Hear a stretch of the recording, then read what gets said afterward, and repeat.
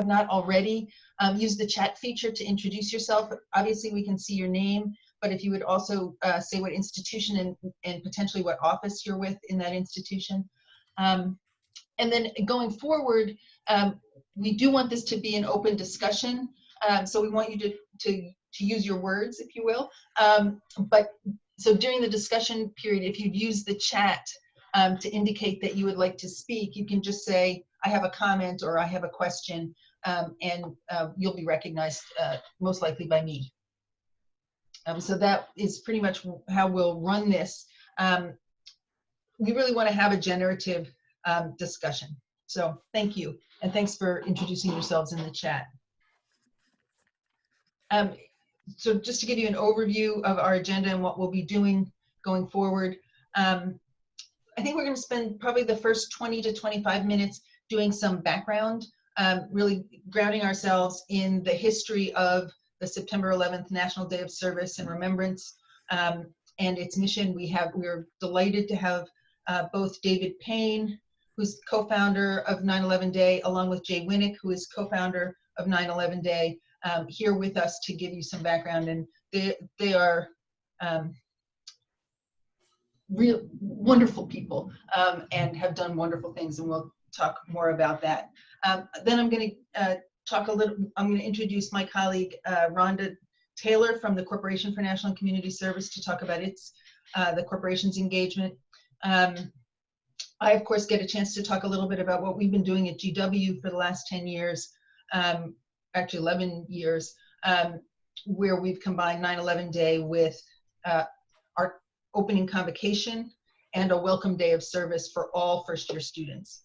And we'll talk a little bit about how we're rethinking our approach this year, and I'm asking for your advice as well. And then we'll have an opportunity to really get into this and rethink the day of service, talk about how this works, what you're thinking about, and share ideas coming together. And we'll also talk about how we're going to message this going forward. Of course, we will always end with a call to action, as all good meetings and events should do. And we have a lot of opportunities for the coming year. But we're going to start out with a short video that shares the purpose, a little bit more about 9/11 Day of Service and the National Day of Service and Remembrance. So Emily, unmute. 9/11 Day actually started in 2002, soon after the attacks on our nation. Eventually, it became the nation's largest annual day of charitable engagement. In the immediate aftermath of the attacks, what was so remarkable to me was the way the country came together in this incredible spirit of unity where everybody was helping each other. Tens of millions of people mark the day by doing good deeds in honor of those who perished and those who rose in service, but also as a positive path forward. Today, we're aboard the Intrepid on the Hudson River in New York City, but we're also expanding this year into Phoenix, LA, and San Francisco. And so all told, we'll pack 1.7 million meals for food challenge people in those 4 markets. And that'll be done by more than 8,000 volunteers. So it's a really remarkable sort of melting pot of volunteers that are here to demonstrate the importance of togetherness. We're pushing back against those who really attacked our way of life. Ultimately, our objective is to take this day of evil, 9/11, and turn it into a day of good and encourage people to remember 9/11 every year by doing good deeds that help others in need. We encourage people all the time to make their first stop our website, 911day.org. You can find volunteer opportunities in your own community and lots of other resources. There's just so many sort of little good deeds that we want people to do, and that's how we think we change the world, one good deed at a time.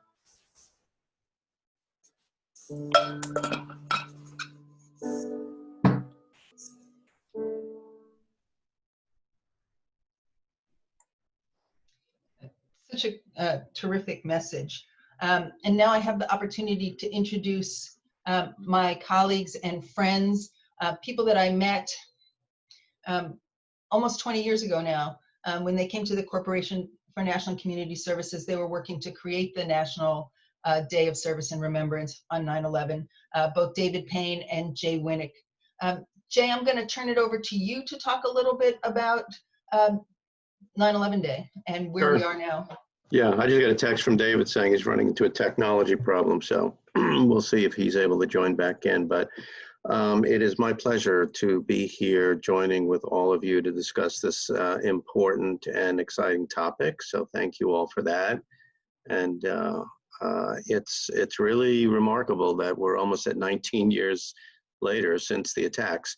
For those of you who don't know, we started the 9/11 Day observance really just months after the attacks in 01, with the notion of creating a grassroots initiative to try to replicate, at least on this one day each year, that spirit of service and that focus on our common humanity and people coming together from all walks of life, from all 50 states and around the world for that matter, to lift this country back up and to celebrate in some ways our freedoms which were attacked on 9/11 as a way to pay tribute to those who were lost, like my younger brother Glenn, who was a first responder, and those volunteers who stepped forward to get this country back on its feet. And so that was the genesis, really. We had no idea that it would grow this large, so that was the dream. As most of you know, along with MLK Day, it's one of two national days of service recognized under federal law. So that came along after some years with our friends at the corporations and at the corporation and others helping us to move that along. And so we were really off and running, and the response over the years was remarkable from around the country. In the beginning, we didn't really know if enthusiasm and appreciation for this kind of observance would grow or diminish over time, particularly in the early years. But we have found that year after year, it resonates with more and more people. People are looking for an appropriate way to mark the day, and this notion of engaging in service and doing good deeds for people in communities in need really does resonate with people. And it's particularly encouraging to see young people who are gravitating to this observance more and more as the years go on. You know, those who were born on 9/11 are now, 18 plus years old, moving off into college, if the college is open. But they're really recognizing, this generation, that 9/11 Day and this observance gives them an opportunity to impact the world around them. And that's really meaningful. Our view in this current environment is that this may be the most important observance we've had yet, because the need is increasing, it seems, each day for people to step forward and help those who are either unemployed or sick or challenged in other ways as a result of this pandemic. So we can get into a discussion of that as we move along, but I will tell you that this upcoming day of service is going to be perhaps the most meaningful of all. And it is a bridge to next year's observance, which will be the 20th anniversary of 9/11, when the world will hopefully be back in a more normalized condition than we are this year, but also ready for a time of reflection in terms of what have we learned in the ensuing 20 years, what can we do better, and how can service impact us on the path moving forward. So I'm thrilled to be here with all of you. I don't know if David's been able to jump back in or not. Maybe you can see that, Amy. I don't know. Looks like not. Not yet? Okay. All right. I'm sure he continues to try. But so that's a brief introduction in terms of the history. But I'm happy to engage in any Q&A on this as we move along. That's great, and we will be able to come back to you shortly to talk some more about it. Sure. And I know David will try to get on, and we'll greet him and give him a chance to speak if he does make it back on the call. But right now, I would like to introduce another friend and colleague, Rhonda Taylor, Rhonda is the Director of Partnerships and Program Engagement at the Corporation for National and Community Service. And Rhonda has been involved with the 9/11 National Day of Service and Remembrance, as well as Martin Luther King Day, for as long as they've been in existence. So Rhonda, let me turn it over to you. Hi, everyone. I'm really glad to join you today, mostly as others have already said, to hear your ideas. In 2009, when the National Day of Service and Remembrance legislation was passed, the Corporation for National and Community Service became the federal partner in this initiative, and the federal leader for the federal government side of the house. Each year we do a small grant program, but more than that, we encourage volunteering in honor of 9/11 and throughout the year for individuals to make an impact in their communities. So I'm really excited to hear your ideas today, because we want to be able to share them with others who will be thinking about and struggling with how they adjust in a new environment to continue to serve and volunteer on 9/11 and the King holiday, which will come not all that many months later. But your ideas will also help stimulate ideas how people can continue to help people in their community throughout the year. So thank you for joining us today and leading this effort. Thank you so much, Rhonda. We appreciate you, and we appreciate all the support that you've given to people across the country for so many years to make both our days of service and our lives of service possible. I see that David's been able to join us. David, Jay introduced the history and mission of 9/11. I don't know if you want to just say a couple words. Well, and again, my apologies. I had some technical problems, which I guess happens to all of us now in this new world. Maybe just to build probably on what Jay talked about. I mean, one of the most important things that we try to emphasize to people is that not to give up, number one, on the possibility that you can do physical volunteering this 9/11. Because we certainly are doing that, as Jay may have mentioned. You know, we're putting on these meal packs around the country, and while we're following very careful social distancing guidelines and all the other protocol that would be required to keep volunteers safe, you know, the 9/11 Day is about resilience. You know, it's the symbol of it. It's about how our country overcame a very difficult time, just like what we're dealing with now. And I think we felt both practically and symbolically it was vital that our organization proceed where we could. And of course, there's been no shortage of people who have said they would volunteer at our projects around the country, and you may feel the same thing. So there's a certain sense of determination that goes with our observance that makes us feel that as long as we're capable of keeping our volunteers safe, we're comfortable proceeding with some physical activity. That's entirely up to you, though, to determine whether you can do the same.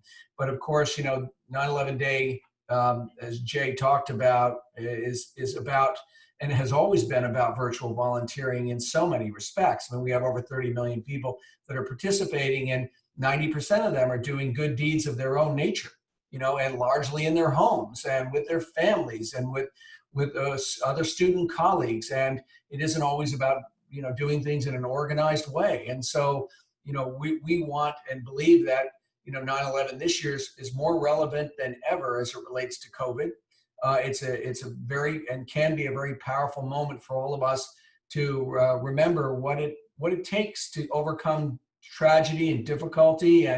And believe me, it's the spirit of unity. It's the spirit of togetherness, of putting aside our differences. And in this hotly political climate that we're dealing with now, we need your voices and to your counter voice to say, hey, this is about people working together to make a difference, to help one another in need. So, you know, I just want to sort of implore upon you the importance of recognizing that the 9/11 Day of Service is very much about COVID recovery and symbolizes everything that this country stands for when it comes to overcoming these kind of challenges.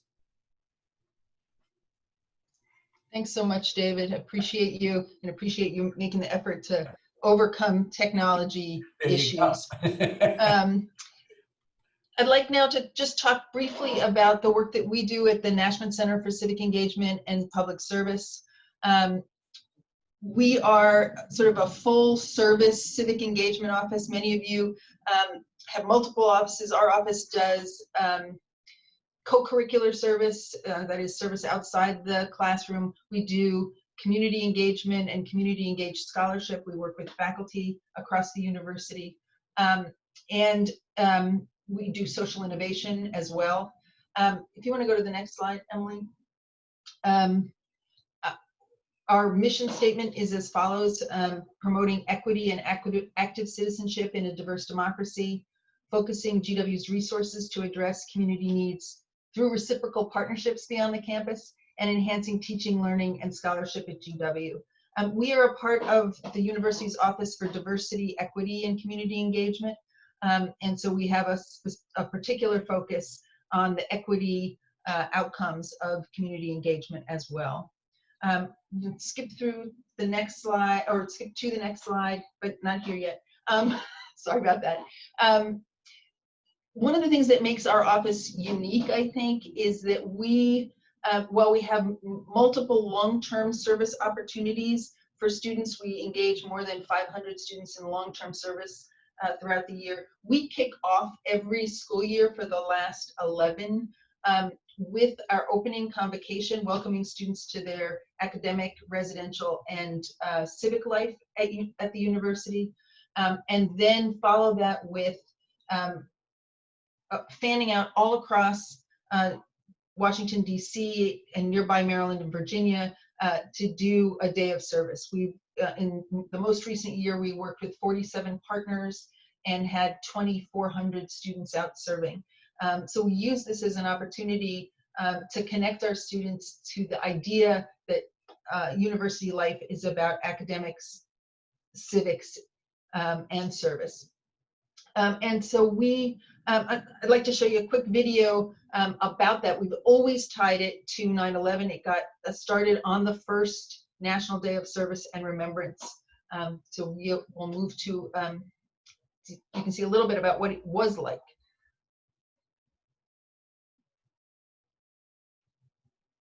Well, this is our 6th year in a row that we've had our Freshman Day of Service connected with the commemoration of the September 11th attacks. It's our way of kind of recognizing that tragedy, but also translating into something very positive for our students in terms of their engagement with the community. I think GW's Day of Service for freshmen is a fantastic way to get the students really acclimated into the community, to understand who's out there, who's doing what, how they can be helpful, and how they can be a part of it.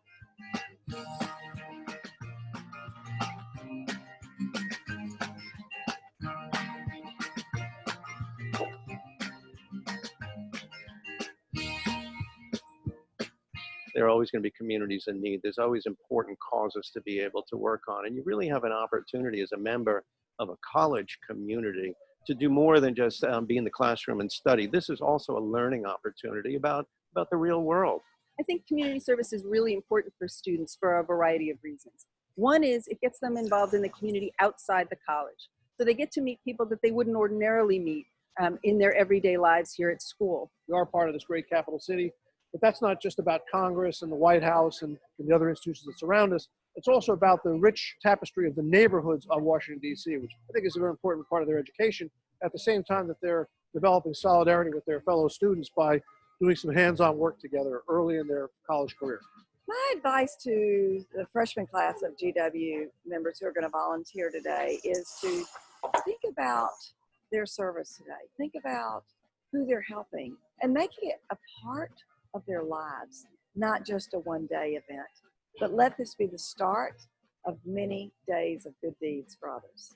It's really tremendous. It's a banner day for GW. Well, as you can see, it is a slightly out-of-date video. We have a different president, a different university president, and a different CEO for the Corporation for National and Community Service.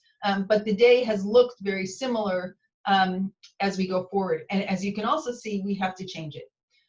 One of the ways that we're really thinking about making that change is to highlight not only the direct service that is such a big piece of of any kind of unskilled day of service, but using the pathways of public service and civic engagement.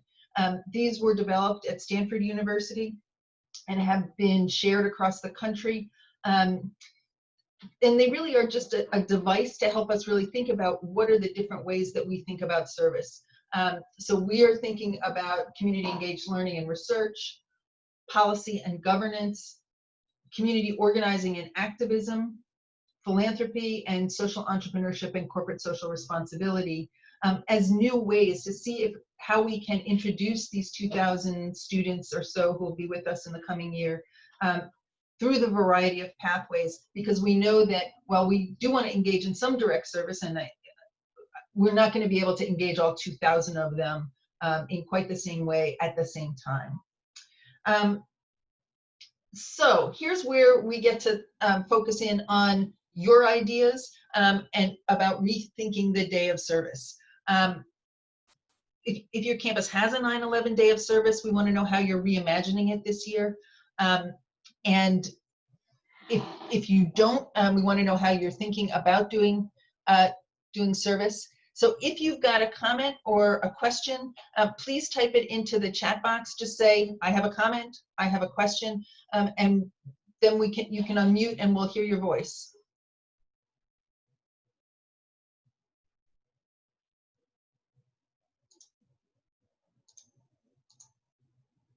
I know somebody's got a comment.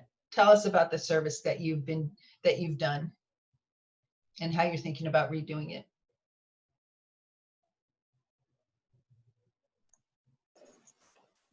Hi, Shayla, or I hope I pronounced your name properly. Go ahead and unmute. We'd love to hear from you. Awesome. Yes, you're right. Shayla, I'm from Rocky Mountain College up in Montana. We also do a freshman service day. It's a little bit obviously smaller scale than what you guys do.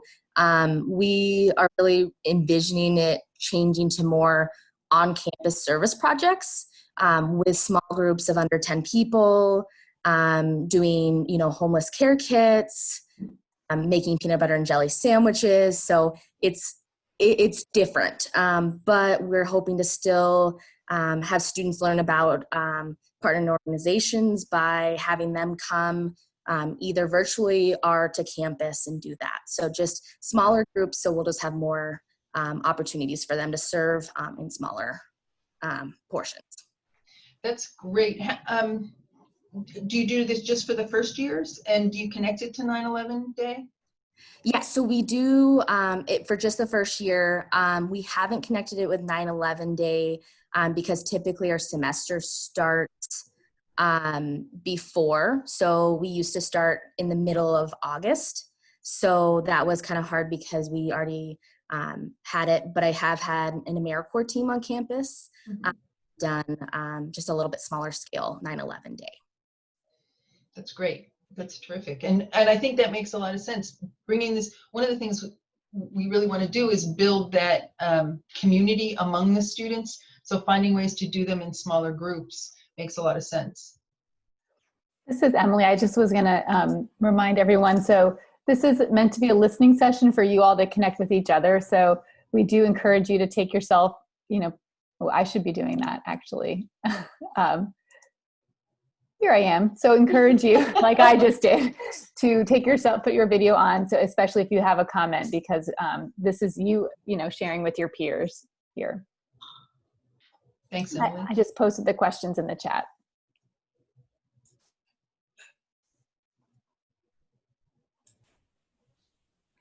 This is Lindsay. I'll share one of the things that that I heard in the last listening session, which I'm going to steal one of their great ideas, but it's more like borrowing for the betterment of us all.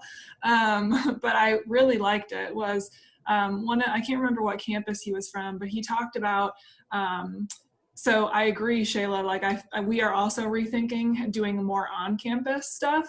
But what does that look like? And so he had mentioned that he had heard from some of the elder care facilities in his community that they wanted some like yard signs that were just like positive messages or like words of hope. And so he was going to have students create those on campus, and then somebody would go take them to the facility and kind of put them in the ground outside of it. And I was talking to one of my my coworkers, and we were saying, what if we did something like that on our own campus? What if our students created positive signs of hope and, you know, togetherness and community on our day of service, and we just posted those around our own campus? Of course, we can also do that in our community too, but just to create some positive energy around those spaces. And we have a lot of artistically inclined students, which I am not, but I appreciate they are. And so, you know, tapping into some of those as well, I think is a cool way to do a social distance project.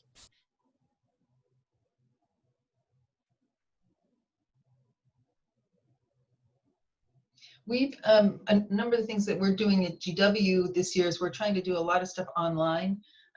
And many of these are things that can be done from anywhere. So the Smithsonian museums have a transcription service where every document, every object that goes into one of the Smithsonian museums, regardless of where it is, has to be described and posted. So for example, on King Day this year, we worked with the Freedmen's Bureau documents from the Smithsonian collection, and all of the Freedmen's Bureau documents are handwritten, right? It was 1865, 1866, and so our students were typing those out, and in the meantime, learning and getting a greater sense of what it was like during the Freedmen's Bureau.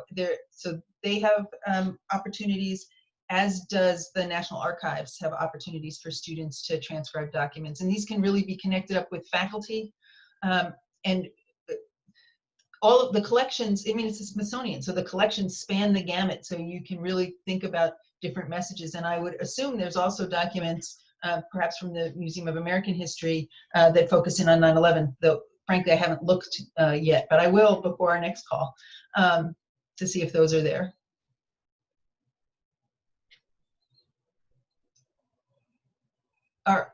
Are others planning to do a day of service?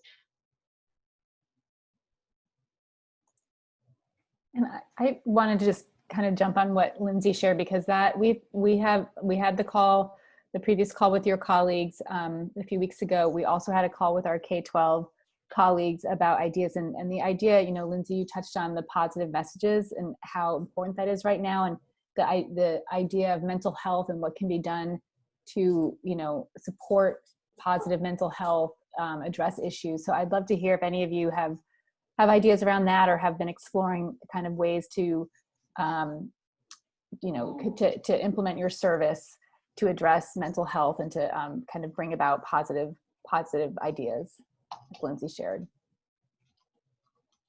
Any ideas there?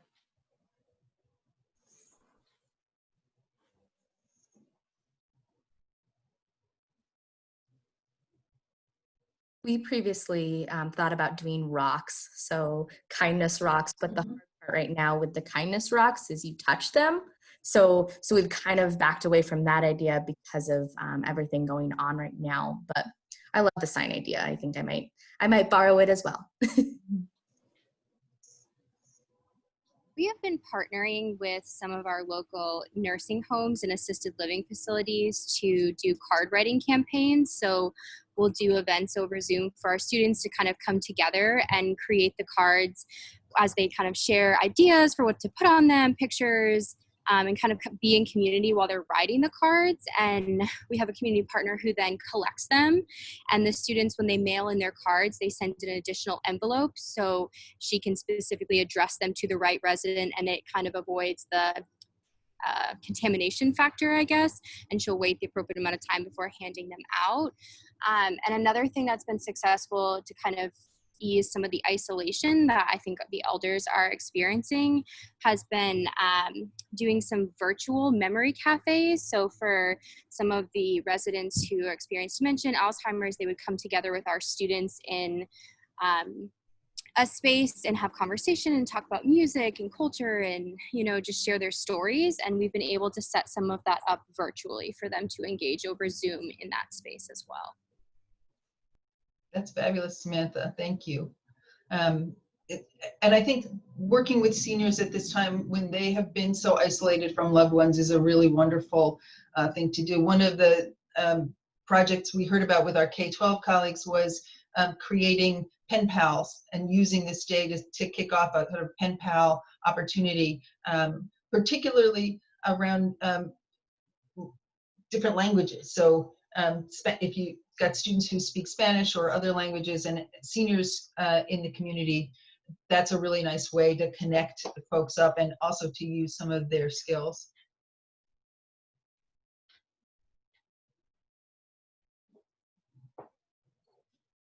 Another project we're considering doing, and I would love some thoughts about how to do this, is a hackathon. We're thinking about setting a challenge around either food security or another area, and having students focus in on that challenge and come up with solutions that they can implement later on in the year. If anyone's done a hackathon, I'd love to hear from you. Mary has posted something. She's having some trouble technologically, and I'll read her comment. They've partnered with organizations that already support youth and that have already transitioned to virtual programming. They've done training sessions on mental wellness during COVID and what they can do to support the mental health of the young people they serve in a virtual way.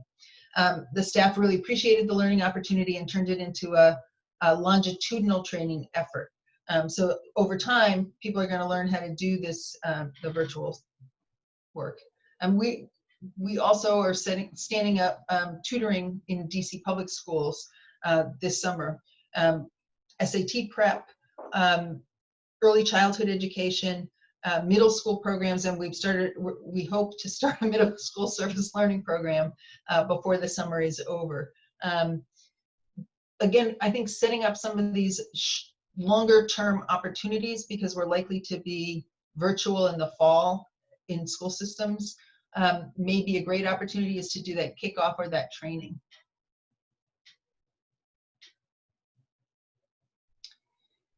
So the hackathon is really an idea about getting students to think through a problem and come up with solutions rapidly. So using the design thinking concept to go through a series of brainstorming about how to solve a problem, and then narrowing that down through various iterations of the project to get to a concept. So students say there's food insecurity on my campus, and begin to talk about the reasons why there's food insecurity, what could be done for it, and then brainstorm solutions to that that can be broken down into smaller chunks.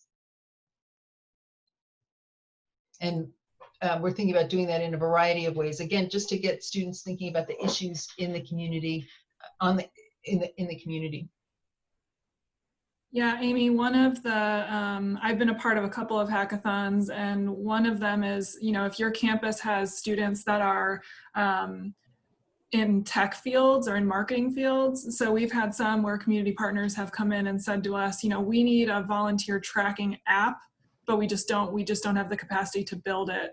And so students are essentially given this project, and they have, you know, a weekend or however long to build it, and then they pitch it to the nonprofit or whoever the client is, and that's the hackathon concept. The hard part about that is, you know, do you have them, sometimes it's like locked in a space, so you're like locked in a gym or some room, but you can't really lock anybody in a space right now, or you shouldn't be doing that. So how do you do this social distance wise? But it could be that you're sending them a prompt and they have a certain amount of time to come up with a solution. I've seen a lot of app development or like website creation or volunteer tracking tools or things like that to help with partners. One of the things that we did at UNCG was we sent an email out to all of our community partners that we had worked with or have worked with for a long time, and are creating a a survey tool that's assessing what needs they're going to have moving forward. And so asking them about virtual engagement ideas, because what we don't want to happen is us assuming we know what they need, of course, right? And so asking them, and one thing that we also heard last time was providing a space of healing. And so maybe it could be offering students, you know, if you have students who are we have a peace and conflict studies program. And so some of our students are trained in deliberative dialogue and restorative justice. And so that could mean that they're hosting a healing session with some of our community partners or communities that are more impacted, or whatever that might mean for for the area that you're in, about how do we heal through through COVID-19. So I thought that was another great idea that we heard that I'm stealing from last time as well.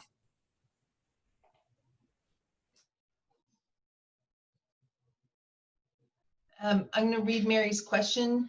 Oh, actually, I'm going to go for Kevin first. What might an institution do to engage alumni and connect them with the current students in service to the community? That's a great question, Kevin. Have other folks been connecting their alumni?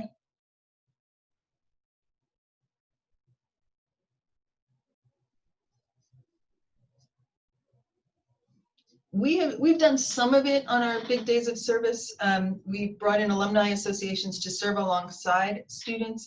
But one of the things that we are considering doing is many of our alumni live close by to our campus and operate nonprofit organizations, or they're in a policy area.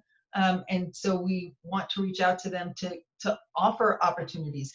We have, of our 47 partners from last year, we've reached out to 30 of them to see what opportunities they might be able to come up with virtually, because we don't know what they need, as Lindsay said. We want to ask them. And we would turn to our alumni in the same way to support our students, both in providing opportunities to serve, but also in doing some of the reflection with the students, and to think about how they've done, how service has impacted their careers. So as we think about this day of service, there may be a little bit more reflection and learning than we normally have the opportunity to do on a day of service. And I think alumni can play a great role, especially in terms of career development. I'm just going to jump in on the career development piece. Lindsay from Florida Atlantic University. We are partnering with our Career Center, and we're doing a virtual event about how to put your volunteer experience on your resume. I've seen so many students who literally put one bullet point and just said volunteered with XYZ, but you know that doesn't say anything, like how many hours, what did you do, what were the transferable skills, right? So they really, if they remember to put it on there at all, which I mean, there's so many students that don't even put it on there. If they do put it on there, they sell themselves so short. So we're working with our Career Center. We're calling it From Volunteer to Career. It rhymes, it's catchy. So we're doing a virtual program like that. So talking about how volunteer work experience is work experience. I think so many students undervalue that. And then also what we're looking at doing for Days of Service is basically like a virtual volunteer fair. So doing a panel. So inviting community partners to be in a panel, very much like this, where we can then, Zoom has the ability to put us in different rooms. So we're trying it out a little bit with June, because June is Pride Month. We are working with our local organizations who are LGBT advocates. So we're having our local homeless shelters, like different things like that. And we're doing it's basically just a advocacy week where they can come and connect virtually with community partners that help. In this case, the cause is LGBT. But if we are moving forward to the fall, you come in here, and then room 1 is groups about environment, room 2 is animals, things like that, and they can kind of choose what their interest is, and then through Zoom put them in the room that they want to go in, because we can't do a traditional volunteer fair with the tables and things like that. So we're looking at maybe doing that. I don't know if it's necessarily around 9/11, but as a general day of service and a general way to connect. That's fabulous, Lindsay. I think it's a great idea, and it really kicks off service for the full year. It's wonderful. I would just say one more thing about alumni. A lot of our alumni are working in great corporations that can help us to manage these days of service and can help to both fund and deliver volunteers and supporters to the service that we do, both virtually and in face-to-face context. So think about your alumni in that way as well, I hope.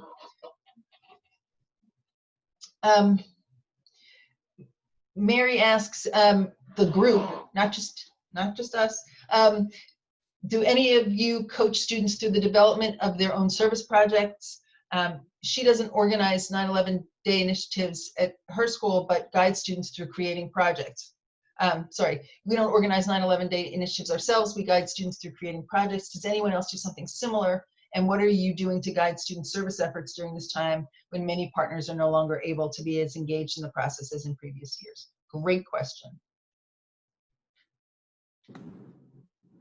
So with 9/11 in particular, I'm sure everyone else realized this too. A couple of years ago, I tried to do it. And so how I've done 9/11 this year and the recent years is very different than when it was closer to when 9/11 happened. We used to do like a board and like, where were you when 9/11, and realizing now the students, they were either one or not born yet. So the day is really changing. But I know for us in Florida, we recently, Valentine's Day is also, it was the 2-year anniversary of the Parkland shooting. So it was also, so that was more of a more recent day of remembrance. So we actually did a Parkland remembrance for the shooting on the 14th and 15th. And it was really student led. That was what they wanted. That was a day that really, for that generation, that they wanted to do service, and that for them, it can be something like the rocks. It can be a banner. And it's really figuring out what that service and community means. I know they even posted a hashtag or a picture or different things like that. So I think also just remembering, and I know we all have different age groups and things like that, but 9/11, thinking about the years, certainly should still be, I think, addressed, but knowing that it's different for those of us who, I can remember exactly where I was, whereas some of our students don't have that experience anymore. It's really important. We'll be partnering more with student orgs this year than we ever have before, to take advantage of their service ideas and to really further the activities that they are doing and want to do. Yeah, Amy, to the group in general, because I realize that some of you observed 9/11 on campus with organized activities and some of you don't. I'm curious, for those of you who don't, what it is that has prevented that, because that would be important feedback for us to have. Is it just because of where it falls on the calendar in relation to your scholastic calendar, or is it that there's a lack of awareness that it is a day of service, or does it conflict with something else that's already on the calendar? Because we want to do everything that we can to make it easier for the education community to engage in this observance and to bring more and more young people into the fold. So any feedback that any of you have on that would be helpful to us. This is Shayla from Rocky. I think knowing that it's a general day of service as opposed to just for first responders, things like that, that was something that I didn't know when I first started in the field of community engagement. I thought it was only for first responders. So then I kind of had to rack my brain and say, oh, what kind of service project? So I think having it a little bit broader, it helps. And I'm not sure if it's just, I just wasn't educated when I first started. I was kind of brand new to the field, one of the only people in my department, so it kind of changed. But just knowing it is a general service day and knowing how many people do it and it's national, I think that's an important component. So just information. Yeah, that's helpful. Even though it has grown into something that millions participate in, we know there's a lot more work we have to do with our partners to make the rest of the country aware. Because without an increased profile, it's harder to bring even more people into the fold, even though it has grown to tens of millions of people marking the day. But the research shows that the vast majority of the country still doesn't even recognize that it's actually a day of service for the whole country to participate in. So that's both the challenge, but the opportunity, right? Because there's so much more growth and therefore so much more good work that can be done by all of us collectively on 9/11. Yeah, and just building on that a little bit, those are great thoughts, Jay. The reason it got to 30 million and has the potential to get bigger is that it was designed to go well beyond traditional volunteering.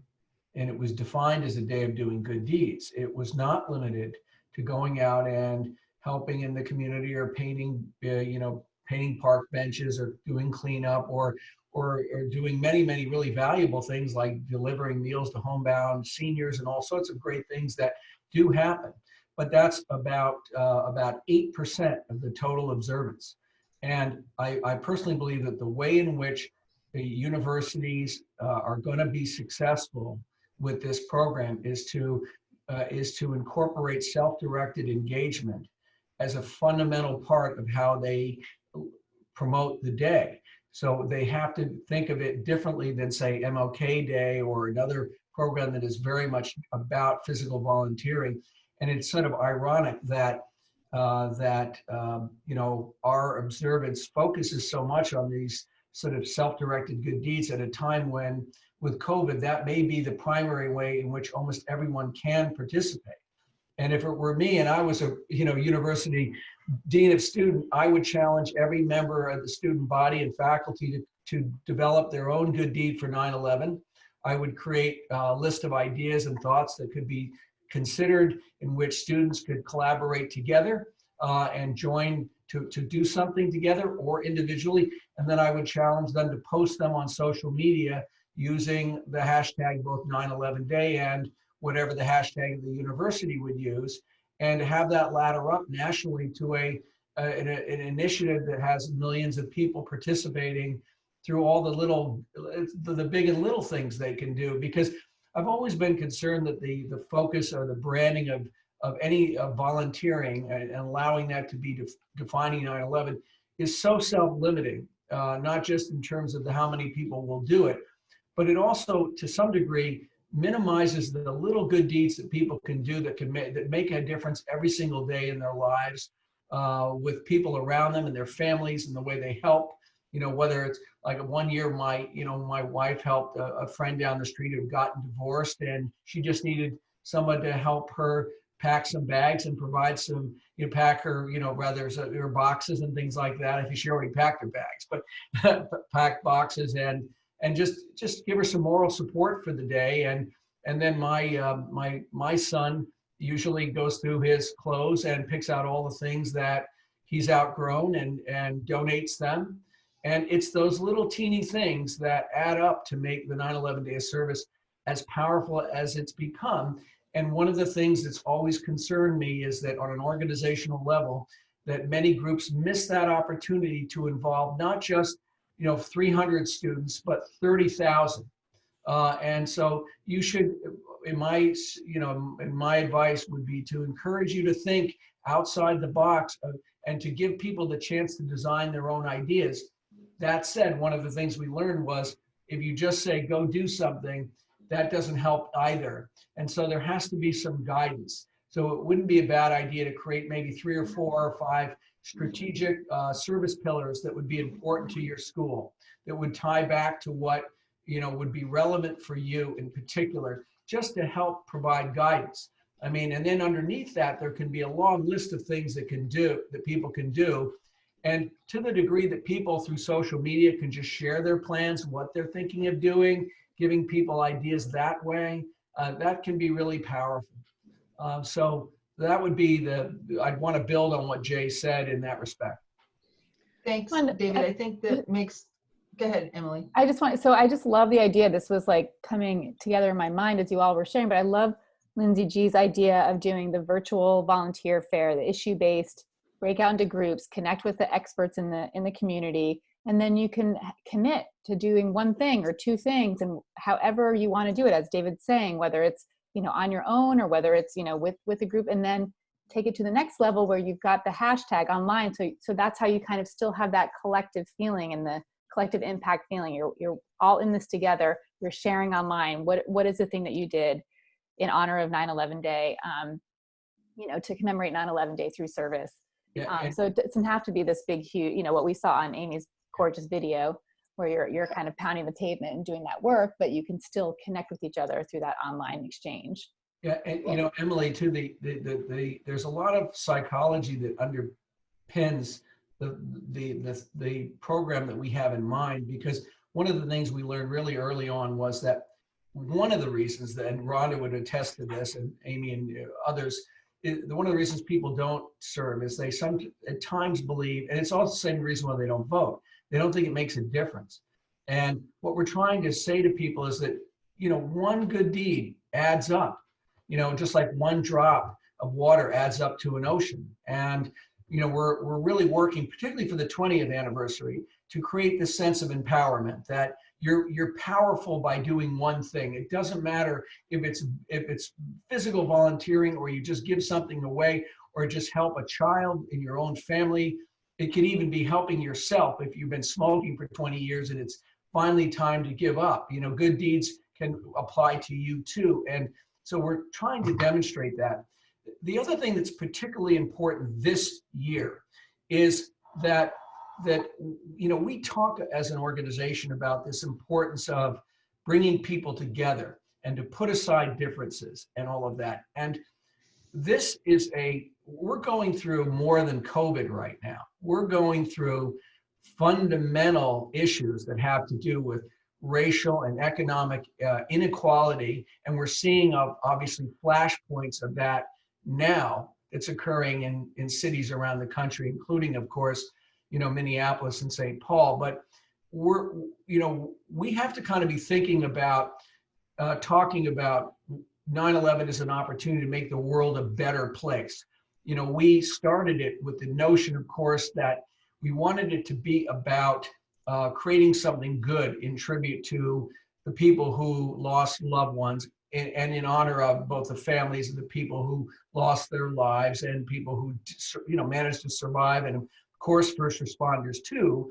But it wasn't about necessarily just remembering them. It was about the idea of turning 9/11 from a terrible day into something really wonderful, as a tribute, as a legacy for those that we seek to remember.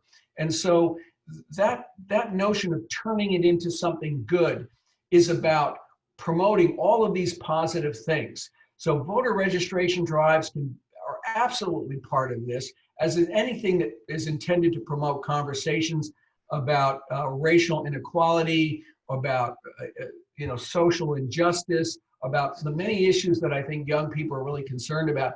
And this whole summer is going to get unpleasant, I think, on a lot of these issues, and it's going to be driven by the political landscape of division that is going to be horrific, I think, from a historical perspective.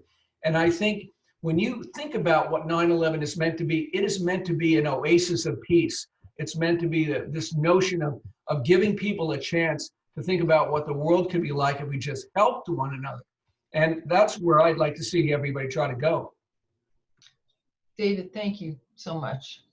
Thank you for saying what we're all thinking and saying it so passionately and so clearly. I know we're close to time. Yes, the census as well, but one other thing I just want to point out is that we have a toolkit that is available free of charge for everyone, and Emily's pulling it up now. This toolkit is really about in-person service for the most part, but I think it can be useful to you for is questions around diversity and inclusion, questions about reflection questions that you can use to at the close of service or at the opening of service, to talk about how people who are different from one another can come together and build a better world. And so this is go.gwu.edu/9/11toolkit. Please go ahead and use that.